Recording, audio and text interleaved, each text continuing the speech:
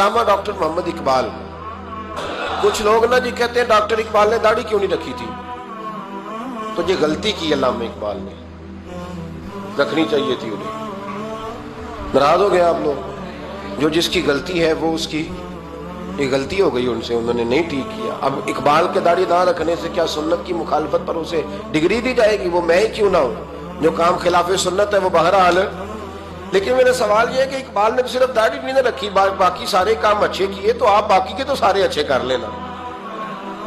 اقبال نے جو کام کیا, جو دین کا درد دیا, جو پیغام دیا, جو جدوجہد کی, اس کو تو سمجھ لو نا. مطلب صرف داڑھی پہ آ کے دلیل پکڑتے ہو. علامہ اقبال نے مکان بھی نہیں بنایا اپنا, کتنا بڑا آدمی ہے, کوئی جائیداد ہے اس کی, تسی بھی چھوڑو مکان سارے. اقبال وہ دیکھیں نا, بابے بلے شاہ کی لوگ مثال دے دیں گے, بابا صاحب مجذوب آدمی تھے, تو بابا صاحب کے حصے میں تو کئی مربع زمین آتی تھی, وہ بھی انہوں نے نہیں لی. ہمارا ملانگ روٹی کا اس کو پتا ہے, نوٹوں کا بھی پتا ہے کہ 5000 والا کون سا ہے, 100 والا کون سا ہے, باقی ٹائم وہ بابا بلے شاہ بن جاتا ہے. یہ کون سا سٹائل ہے کہ مرضی کی چیز آئی تو قابو کر لی.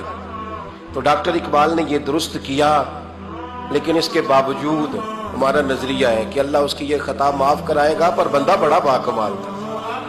یہ بڑی خوبی تھی, اور اس میں بھی کچھ حکمت ہوگی, کچھ باتیں ایسی انہوں نے لکھی ہیں بعض جگہوں پہ.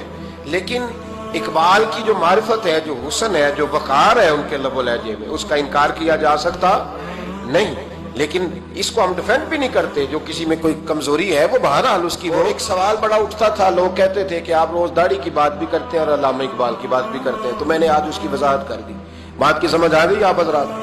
علامہ اقبال نے ایک بات لکھی ہے. اقبال کہتے ہیں جب میں لندن میں وکالت کرتا تھا تو ایک خاتون تھی, لیڈی بارنس اس کا نام تھا. چھوٹے موٹے مقدمات لے کے وہ میرے پاس آتی تھی. بی بی ایک ہوٹل چلایا کرتی تھی, اس کا خامن جو تھا وہ فوج میں ملازم تھا. اقبال نے خود لکھا ہے, اقبال فرماتے ہیں کہ ایک دن وہ خاتون پھر کسی کیس کے سلسلے میں میرے پاس آئی, تو جب وہ آئی تو اس نے نقاب اوڑھا ہوا تھا, برقع کیا ہوا تھا. تو چونکہ اس نے نقاب اوڑھا تھا, مسلمانوں کی نشانی تھی. نقاب اوڑھنا کن کی نشانی ہے؟ اللہ آپ کو خوش رکھے. تو کہتے ہیں وہ نشانی چونکہ اہل اسلام کی تھی تو مجھے تجسس ہوا. میں نے کہا لیڈی خیریت ہے میم صاحبہ, یہ برقع پہنا ہوا ہے؟ تو کہتے نہیں, ہنس کے, اقبال مجھے پکا یقین تھا کہ آپ ضرور پوچھیں گے. تو میں نے کہا اچھا تو یہ برقع؟ تو کہنے لگی الحمدللہ میں مسلمان ہو گئی. تو میں نے فوراً کہا کہ آپ کا شوہر تو فوج میں ملازم ہے, فوجی کے لیے بدلنا اور پھر ملکی قانون اور یہ چیزیں. تو کہنے لگی اس نے مجھے کیا کہنا تھا, وہ خود کلمہ پڑھ گیا. تو کہتے ہیں میں اور متجسس ہوا, وہ کیس کی بات کرتی تو میرا تجسس بڑھ گیا. میں نے کہا تو کیس چھوڑ کے بتا کلمہ کیسے پڑھا. تو کہنے لگی اقبال اصل بات یہ ہے کہ میں نا بے اولاد تھی, خاوند بھی بڑے اچھے پیسے کماتا, میں خود بھی ہوٹل چلاتی, پر ڈپریشن اور ٹینشن اور بلا وجہ کی پریشانیاں جان نہیں چھوڑ. یہ ٹینشن اور ڈپریشن کا نا مجھے عربی ترجمہ کوئی نہیں ملا. یہ ڈپریشن اور ٹینشن کا نا میں نے تلاش کیا ہے, لیکن مجھے عربی لغت کے اندر ان کے معنی مجھے لگتا ہے کہ اس زمانے میں یہ چیزیں تھی ہی نہیں. ہوتی تو ان کا کوئی نام بھی, یہ آج ہے نا تو اس لیے آج کے زمانے میں ہی نام ہے مفت کا, مفت کی پریشانی. تو کہتی ہے مجھے ٹینشن اور ڈپریشن رہتی تھی ہر وقت, بڑی میں پریشان رہتی تھی. میرے ساتھ ایک عجیب واقعہ ہوا کہ میرے ہوٹل میں نا ایک بابا جی برتن مانجتے تھے, بوڑھے آدمی تھے, 70 سال کے قریب عمر تھی. ان کا ایک بیٹا تھا, ایک بہو تھی, ایک پوتا تھا, لیکن وہ بیچارے بیٹا بیمار رہتا تھا تو لہٰذا وہ خود مزدوری کرتے. کہتے ہیں ایک دن وہ بابا جی میرے پاس آئے, کہنے لگے میم صاحبہ 2-4 دن کی چھٹی چاہیے. تو میں نے کہا خیریت ہے؟ کہنے لگے میڈم میرا بیٹا فوت ہو گیا. بیٹا, آپ کو پتہ ہے باپ کا جنازہ پڑھنا آسان ہے, بیٹے کا جنازہ اٹھانا بڑا مشکل کام. کہتی ہے میں کچھ لکھ رہی تھی, میرے ہاتھ سے قلم گر گیا. میں نے خود گاڑی بھیجی, بابا جی گاؤں چلے گئے جہاں وہ رہتے تھے. کہتی 2-3 دن کے بعد میں اور میرا شوہر گئے تو رستے میں ہم باتیں کر رہے تھے کہ کیا تعزیت کریں گے. ایک ہی بیٹا تھا, کوئی رشتہ دار بھی نہیں, تو اس کی تو کائنات اجڑ گئی, کن لفظوں سے اسے تعزیت کیا کہیں گے. کہتے جب ہم گئے تو وہ ٹوٹی ہوئی چٹائی پہ بیٹھا تھا, کچھ لوگ قریب تھے. ہم نے جا کے کہا بابا آپ مسلمان ہیں, ہم آپ کو کیا نصیحت کریں, ایک ہی بیٹا تھا, کہ کس طرح کر کے ہم آپ کو تسلی دیں. تو کہتے اس نے آنکھیں کھولی, بوڑھی آنکھوں میں ایمان کی روشنی, کہنے لگا بی بی کیا تعزیت کی بات کرتی ہو، میں نے کوئی پیسے جمع کرا کے بیٹا لیا تھا، خدا نے فضل سے دیا تھا، عدل سے لے گیا ہے، میں اپنے رب کے فیصلے میں بڑا راضی ہوں، اللہ بڑا کریم ہے، وہ لے گیا، اس کا مال تھا۔ آپ یقین کریں ہمارے دیہاتی لوگ یہ کہا کرتے تھے، میں نے کانوں سے سنا ہے، ایک بوڑھے آدمی کا ایک دفعہ بیٹا فوت ہو گیا تو کسی نے اس سے کہا بابا چھوٹی عمر میں بچہ چلا گیا تو مجھے لفظ نہیں بھولتے، کہنے لگے پتر اللہ دی فصل ہے، کچی بڈے تاوی ہو دی۔ سنے آپ نے بھی کبھی یہ فکرہ، کچی بڈے تے پکی لے جائے تے تاوی ہے جو ہو دی، تو جب اس کا جی چاہا وہ لے گیا۔ اللہ اکبر۔ وہ خاتون کہتی ہے کہ وہ بابا جی سے میں نے کہا کہ چلو آپ ایک مہینے کی چھٹی کر لے، تو کہنے لگا نہیں میڈم میں مسلمان ہوں، مفت کی روٹی نہیں کھاتا، مزدوری کر کے کھاتا ہوں، میں انشاءاللہ 2-3 دن کے بعد کام پہ آ جاؤں گا۔ کہتے ہیں وہ چند دنوں کے بعد آ گیا، اللہ کی قدرت کے ابھی 2-3 ماہ گزرے تھے پھر آیا، میڈم چھٹی چاہیے کچھ دنوں کی، میں نے کہا خیریت ہے، کہنے لگے وہ میری بہو بھی ہارٹ اٹیک سے فوت ہو گئی۔ کہتے اب میں بھی تڑپ گئی اور عیسائی ہو کہ میری آنکھوں میں آنسو آ گئے، میں نے کہا گھر کا دروازہ بند ہو گیا، اب یہ بیچارہ کیا کرے گا؟ وہ اپنے شوہر کے غم میں ہارٹ اٹیک سے فوت ہو گئی۔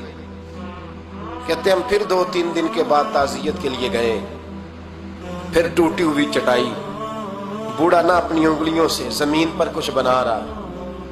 کہتے قریب گئی اور میں نے جا کے کہا بابا اب تو تسلی آپ نے خود ہی کرنی ہے، جو نظام تھا وہ تو ہو گیا۔ تو کہتے ہیں پھر اس نے آنکھیں کھولی، آسمان کی طرف دیکھا تو کہنے لگا بیٹی کوئی پریشانی نہیں، میرا بیٹا بغیر شادی کے بھی تو فوت ہو ہی سکتا تھا نا، بس میرے مالک نے جب چاہا جیسے چاہ ہوا، میں انشاءاللہ 2-4 دن کے بعد کام پہ آؤں گا، یہ میرا 3-4-5 سال کا پوتا ہے، ابھی اسکول داخل ہوا ہے، میں ساتھ لے آؤں گا، وہاں میرے ساتھ اوپر کوارٹر میں جہاں میں رہتا ہوں یہ بھی رہے گا۔ کہتی ہے میں سختے میں آ گئی اس کی کیفیت دیکھ کے، وہ پوتے کو ساتھ لے آیا۔ کبھی کبھی میں دیکھتی چھت پہ کھڑے ہو کے کہ دادا گھوڑا بنا ہوا ہے اور پوتا سواری کر رہا ہے، وہ سویرے اٹھتا اس کو سکول چھوڑ کے آتا، شام کو لے کے آتا، پیار کرتا، محبت کرتا۔ تیسری منزل پر ہم نے کوارٹر دیا ہوا تھا، وہاں دادا پوتا رہتے۔ اللہ تو بڑا بے نیاز ہے۔ کہتی ہے اقبال ایک دن نا پوتا اوپر والی منزل پہ کھیل رہا تھا، اس کا پیر پھسلا، وہ گردن کے بل زمین پہ گرا، مجھے خبر ہوئی تو میں دوڑی، ایمبولینس منگائی، خون سے لتھڑے ہوئے اس بچے کو دادے نے اپنی گود میں رکھا، اور جب ہم ہسپتال کی طرف گئے تو ہاسپٹل بعد میں آیا، جناب اسرائیل پہلے آ گئے، اور کہتے ہیں وہ گود میں دم توڑ گیا۔ پھر دادے نے اسے اپنے ہاتھوں سے غسل دیا، پھر اس نے اپنے بوڑھے ہاتھوں سے قبر کھودی اور پھر مٹی ڈال کے کہنے لگا انا للہ و انا الیہ راجعون، جے سونا ہی میرے دکھ وچ راضی، جے سونا ہی میرے دکھ وچ راضی۔ پھر سکھ نو چلے ڈاواں، کہتی وہ مٹی ڈالی اس نے، اور جب وہ واپس پلٹا تو میں بازو سے تھام کے ہوٹل قریب لائی، انہوں نے اس کے قریب کہا کہ بابا تو ٹوٹ گیا ہے، تو بکھر گیا ہے، مجھے محسوس ہوتا ہے کہ اب نہ تیری راتیں اور تیری صبحیں اور تیری شامیں غموں میں گزریں گی۔ تو کہتے ہیں یوں اس نے ہاتھ رکھے اور یوں آنسو چھٹک دیے، کہنے لگا میڈم کیوں میرے اندر کوئی عقیدہ نہیں، میں کوئی لوارث ہوں، میرا کوئی رب نہیں، میں کیوں پریشان رہوں گا، میں تو پکا ہوا پھل ہوں، تھوڑے دن گزرے گے قبر میں جاؤں گا، اور جب جنت میں جاؤں گا تو اللہ میری بیٹے سے بھی ملاقات کرائے گا، میرے پوتے سے بھی ملاقات کرائے گا، میرا رب ساری ملاقاتیں کرا دے گا، میں اپنے اللہ کی رضا پہ بڑا راضی ہوں۔ وہ خاتون کہتی ہے میرا اور میرے شوہر کا کلیجہ پھٹنے لگا، میں نے کہا بابا یہ جذبہ کہاں سے ملتا ہے، یہ سکون کہاں سے آتا ہے، یہ کیفیت کیسے ملتی ہے؟ مجھے کہنے لگا تو نے لینی ہے؟ میں نے کہا، تو کہنے لگا تو بھی گنبد خضرا والے نبی کا کلمہ پڑھ جا، تو بھی رسول اللہ کا کلمہ پڑھ جا، میرے محبوب کا کلمہ پڑھ، اللہ تجھے سکون عطا کرے۔